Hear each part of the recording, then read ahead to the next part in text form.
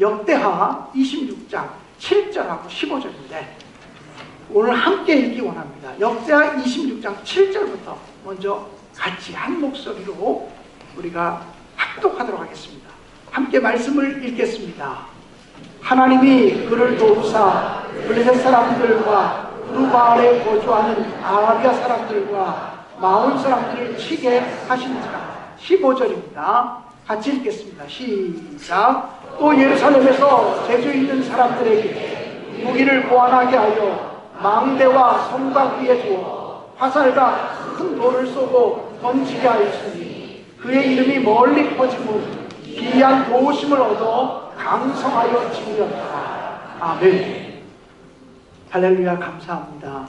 사실은 모든 분들을 다 이렇게 세워서 축복해주고 싶지만, 위로해드리고 싶지만 그럴 수 없는 사정을 이해하시고 오늘 특별히 책임 맡은 무거운 짐을 지고 있는 장로님들, 그리고 이 지역 국회의원이고 우리 교회 권사님이신 박홍근 권사님 네 분, 그리고 육신의 질병으로 가장 큰 고통을 당하면서도 믿음으로 인내하고 승리하고 있는 우리 천주영 학생의 아빠 되는 천광기 성도님, 우리 그리고 송윤호 권사님 축복했고요. 제게 찾아온 브라질에서 멀리서 비행기 타고 찾아온 그 손님 축복합니다. 그 외 모든 분들에게 동일한 은혜와 축복이 임하시기를 주님의 이름으로 축복합니다. 금년에 우리 교회는 성전 건축을 시작을 했습니다. 벌써 7개월째 성전 건축 공사가 진행되는 동안 평안하게 하시고 또 안전하게 하시고 그리고 하나 되게 하신 하나님께 큰 영광을 돌립니다. 또한 이 거룩한 사역을 위해서 우리 성도님들이 일치된 순종으로 헌신하시는 모습이 정말 눈물 겹도록 감격스럽고 아름답고 사랑스럽게 느껴집니다. 성전 건축을 준비할 때부터 제 마음속에 화살처럼 팍 파고들었던 하나의 단어가 있다면 예기치 못한 축복이라고 하는 단어입니다. 제가 성전 건축이 너무나 걱정이 돼서 하나님 앞에 엎드려서 하나님, 성전 건축은 어떻게 해요? 제가 이 교회에서 4년 6개월 동안 살아보니까 우리 교인들은 큰 부자도 없어요. 우리 교인들 크게 헌신할 사람이 없는 것 같은데 어떻게 하면 좋아요? 우리가 가진 돈 갖고 성전을 지으려면 조그맣게 지을 수밖에 없는데 어떻게 하면 좋아요? 그렇게 하나님께 기도하는데 하나님께서 제 마음속에 김 목사야 뭘 그렇게 걱정하니? 뭘 그렇게 염려하니? 네 집 짓는 거니? 내 집 짓는 거니? 이렇게 물으셨어요. 하나님 집 짓는 겁니다. 그런데 뭘 그렇게 걱정하니? 내가 함께 아마 주님 말씀하시면서 제 기도 가운데 성전 건축이 진행되는 동안 내가 신내교회 성도들에게 예기치 못한 축복을 주면 되지 않느냐, 이런 마음의 강력한 음성이 제 마음속에 있었습니다. 저는 그 기도를 시작하기 전까지만 해도 예기치 못한 축복 이런 단어를 생각하지도 않았어요. 그런 단어가 떠오르지도 않았어요. 그런데 기도하는 가운데 하나님이 예기치 못한 축복을 주시마 이렇게 말씀하신 것이 제 마음에 화살처럼 꼽히게 됐어요. 건축을 진행하는 동안에 신내교회 성도들과 가정과 사업과 일터에 하나님이 예기치 못한 축복을 주며 그 예기치 못한 축복을 가지고서 하나님의 교회를 능히 세울 수 있도록 돕겠다, 함께 하겠다고 하나님이 제 마음속에 확신을 주셔서 제가 믿음을 가지고 선포한 거예요. 우리 신내교회 성도들에게 예기치 못한 축복이 임할 것입니다. 오늘 성년 예배를 준비하면서 어떤 제목으로 설교할까? 그리고 하나님께 기도하는데 1년 동안 내 마음속에 집요하게 파고들었던 단어, 예기치 못한 축복이라고 하는 단어가 제 마음을 움직이는 거예요. 그래서 이 제목으로 설교를 좀 해야 되겠다. 그리고 앞으로 성전 건축을 다 마치고 나면 이 성전 건축하는 동안에 성도들이 예기치 못한 축복을 받은 이야기들을 내가 책으로 좀 써서 기록을 좀 남겼으면 좋겠어요. 성전 건축을 다 마치고 난 다음에 예기치 못한 축복이라는 책을 하나 썼습니다. 그 책은 내 목사의 얘기가 아니라 우리 신내교회 성도들이 정말 믿음으로 또 하나님을 사랑하는 마음으로 순종하며 헌신하며 행했을 때 하나님이 어떤 놀라운 축복을 주셨는지, 성도들의 입을 통해서 우리 가정에 예기치 못한 축복을 하나님이 주셨어요. 우리 자녀들에게 하나님이 예기치 못한 축복을 주셨어요. 우리 사업장에 하나님이 예기치 못한 축복을 주셨어요. 내 건강에 하나님이 예기치 못한 축복을 주셨어요. 고백하는 간증들이 있다면 저한테 좀 고백해 주세요. 그래서 그 고백들을 모아서 절대 여러분이 밝히고 싶지 않은 프라이버시는 침해하지 않으려고. 그러나 이건 정말 분명히 하나님이 내게 주신 축복이다. 내게 주신 은혜다. 생각지도 못한 기이한 축복이다. 이렇게 믿어지는 것들이 있다면 혼자 속으로만 감추지 마세요. 그거 목사님께 나눠주세요. 성도들도 같이 공유하게 해주세요. 그 성전 건축이 아니라 예기치 못한 축복의 이야기들이 점점 굴러가는, 할렐루야, 예기치 못한 축복의 이야기들이 굴러가는 2, 3년이 되게 하실 줄로 믿습니다. 저는 그래서 그 믿음을 가지고 선포한 거예요. 예기치 못한 축복 사모하시라. 할렐루야, 그렇게 될 줄로 분명히 믿습니다. 오늘 제가 여러분에게 드리고 싶은 말씀입니다. 남쪽 유다 왕국의 10번째 왕은 우시야라고 하는 왕이었습니다. 그런데 이 우시야 왕은 52년 동안 나라를 통치했습니다. 그런데 오늘 성경 본문에 보면 하나님의 도우심으로 블레셋을 비롯한 대적들을 물리쳤다고 성경은 기록하고 있습니다. 내 힘으로, 내 능력으로 이긴 것이 아니라 하나님의 도우심으로 대적들을 물리쳤다. 이게 우시야 왕 때 있었던 일이라고 성경은 기록하고 있습니다. 또 오늘 성경 본문 15절에 보면 하나님의 기이한 도우심을 얻어서 우시야가 다스리는 동안 나라가 강성해졌다고 기록하고 있습니다. 하나님의 기이한 도우심, 기적 같은 도우심, 놀랄만한 도우심, 생각지도 못한 도우심, 상상을 뛰어넘는 도우심이 하나님을 통해서 왔다. 그래서 우시야 왕이 통치하던 그 시기에 나라가 점점 강해졌다. 성경은 기록하고 있는 것입니다. 사랑하는 신내 가족 여러분, 우시야 왕이 그랬던 것처럼 여러분과 여러분의 가정도 하나님의 기이한 도우심을 받아 모든 대적들을 물리치시고 하나님의 기이한 도우심을 힘입어 점점 강성해지는 놀라운 역사가 임하시기를 주님의 이름으로 축복합니다. 그렇다면 예기치 못한 축복은 그냥 모든 사람에게 다 오는 것일까요? 담임 목사가 예기치 못한 축복을 받을 것입니다 라고 선포한다고 해서 모든 사람들에게 예기치 못한 축복이 자연스럽게 임하는 것일까요? 절대 그렇지 않습니다.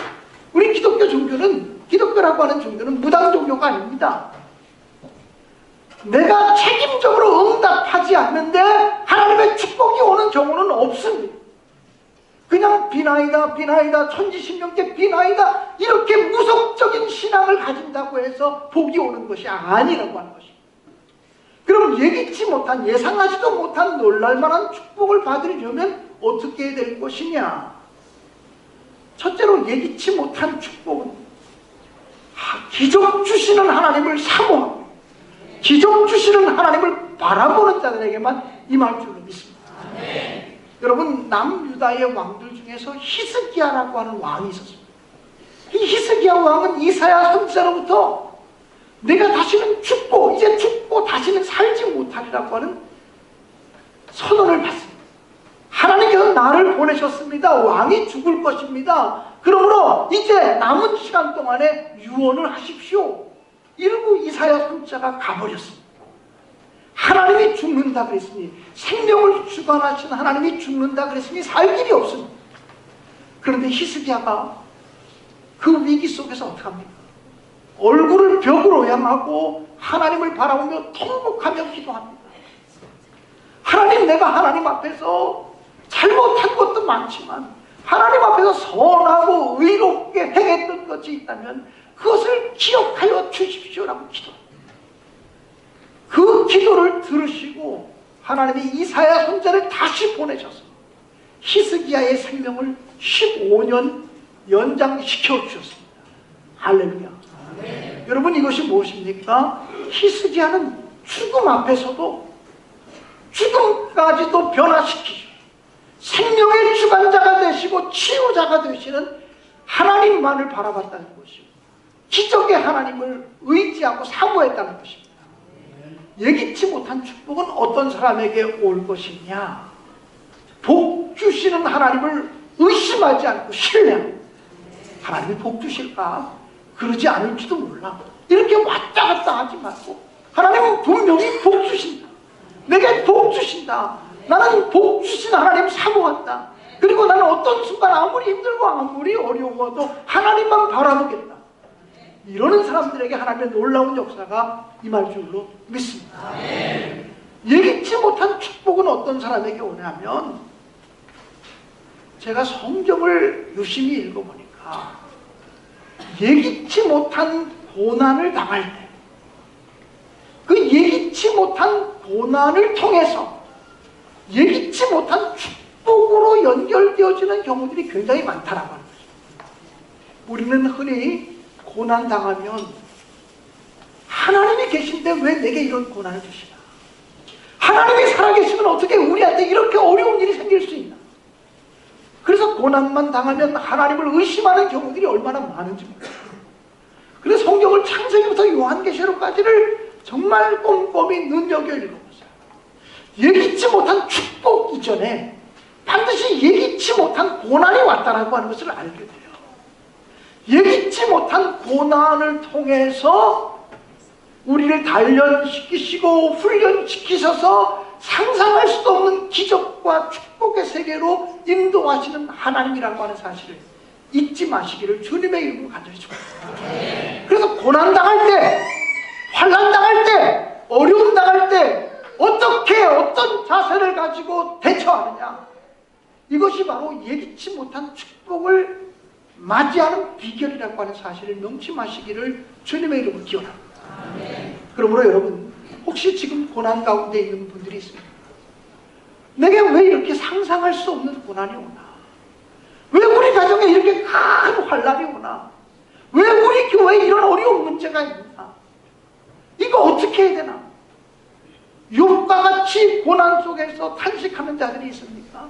다윗처럼 고난 속에서 정말 절망하는, 차라리 죽는 것이 낫다고 고백할 만한 사람들이 있습니다. 사랑하는 여러분, 하나님의 축복은 고난 속에서 축복으로 이어진다고 하는 사실을 명심하십시오. 지금 여러분이 만나고 있는 고난은 사실은 축복으로 나가는, 하나님이 여러분을 향하여 예비하신 축복으로 나가는 길목에 서 있다고 하는 사실을 기억하시고, 고난 속에서 인내하시고 고난 속에서 승리하게 되시기를 주님의 이름으로 간절히 축원합니다. 또 성경을 보면 예기치 못한 축복은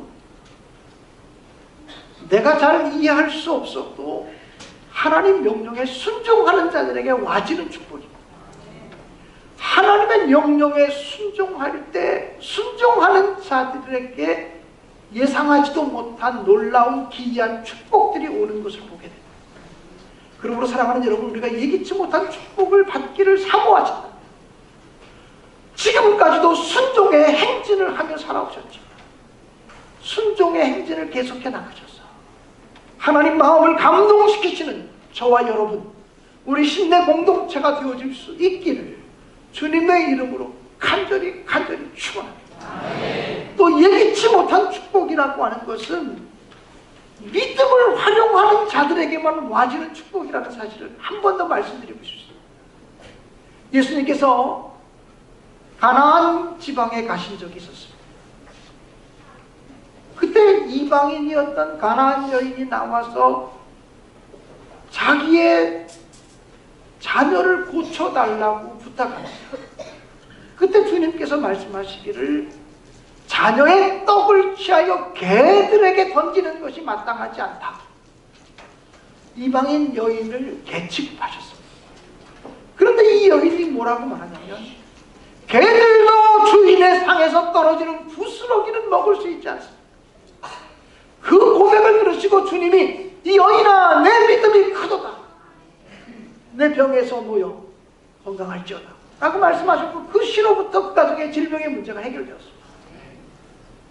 그 여인의 믿음은 어떤 믿음이냐면 주님으로부터 오는 부스러기 은혜만 받아도 내 삶의 모든 문제는 해결된다고 하는 주님의 능력을 온전히 신뢰합니다.